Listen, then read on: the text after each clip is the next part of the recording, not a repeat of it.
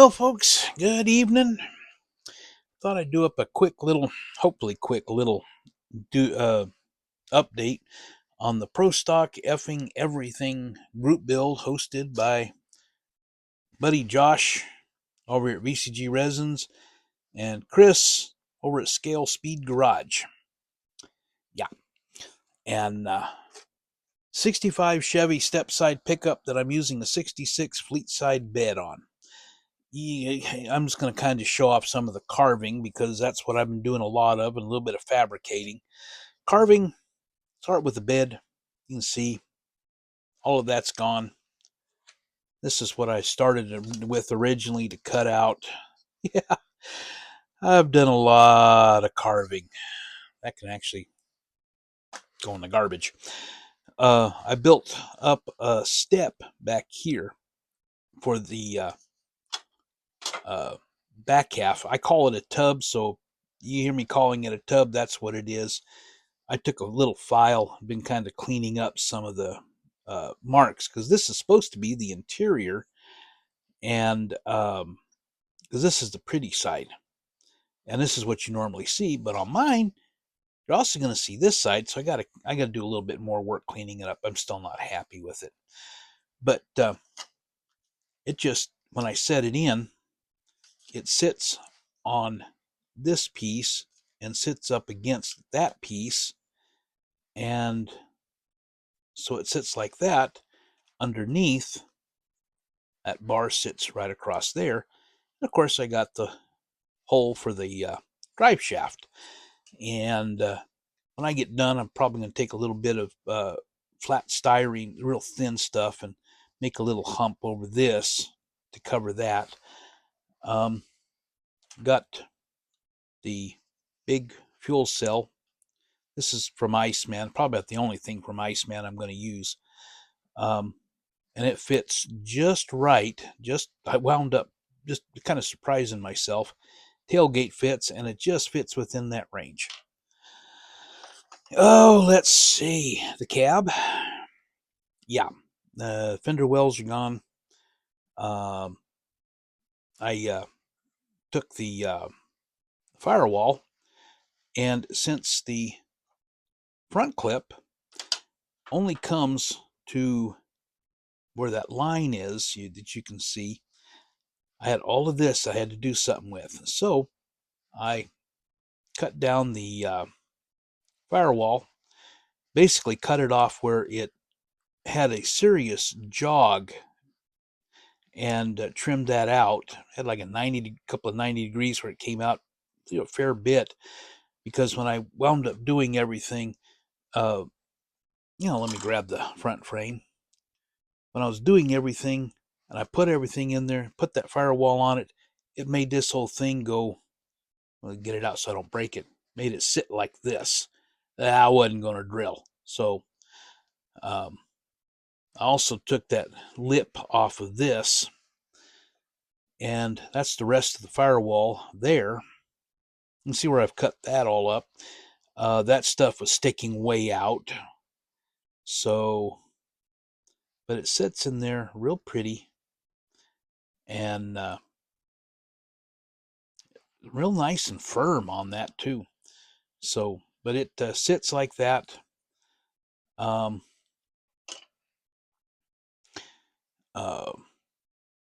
oh, yeah, some more of the fun that I fabricated. When I was doing things, and I cut the frame. I discovered this is where I cut the frame, which is in the midst of the monster here. I had that much that meshed up. That's not going to support the weight of the bed, the tub, the rear axle, the tires, in that little fraction of an inch on either side. That just wasn't going to work. So I did a little bit of building. Took the 6.4 millimeter tube, square tube, cut it down, kind of cut a little bit of slotting in it so that it wouldn't fit, just so it could angle down a little bit more instead of angling way up. Took 2mm rod, square rod, shoved it all the way through, mounted it here, glued it inside, took another piece and brought it out, and it comes down and, well, there we go, meets up down here, and that fills up the rest of it because of how narrow that is. And you can kind of see the mess that's inside, but it by golly works. And I've got it to where it'll set. Oh, and I took, some more of that big square tube, cut it diagonal in half, and mated it up. And then I took some flat and did that. But I need to do a little bit more sanding to get it to rest really well so I can get all that. But you can see now the contact patch that I have, and it'll set in real nice. And then the front of the bed, show this portion here and here will set on here and here. So then you notice too the drive shaft arch. Look how pretty that wound up fitting.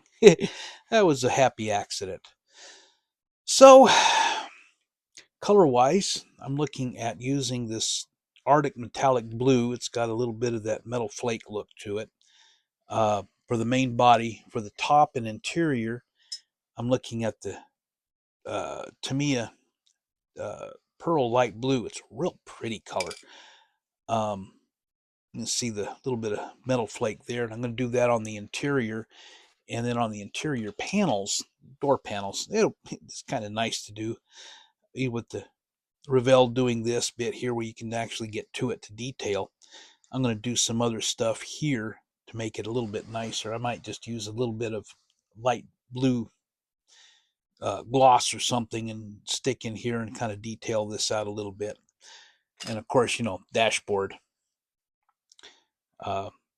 Dashboard, see if I can get a little bit of light to shine on it, or it's got some nice little touches that you can bring out if you're steady enough with your hand, especially considering there's no decals.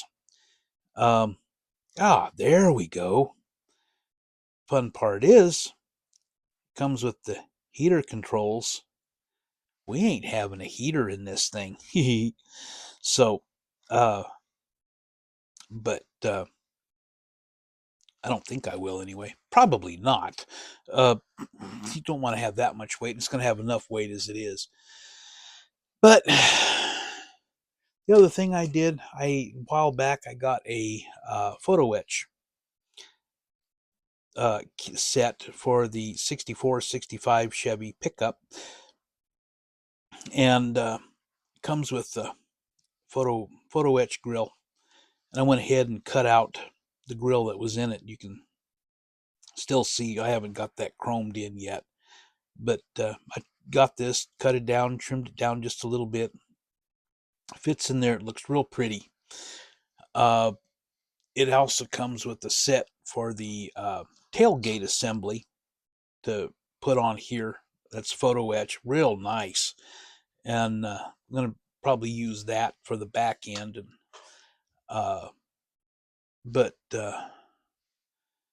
well, let's see what else I can yap about. Nope. Anyway, okay. It's bedtime. So anyway, I'm going to go ahead and wrap this up because I've been talking way too long, and this is like, I think, about my 15th take, trying to keep it below 15 minutes, and I'm still hitting close to 10 minutes. So anyway, I'm going to cut this thing out. Y'all have a good evening and a better tomorrow. And B-Tex signing out.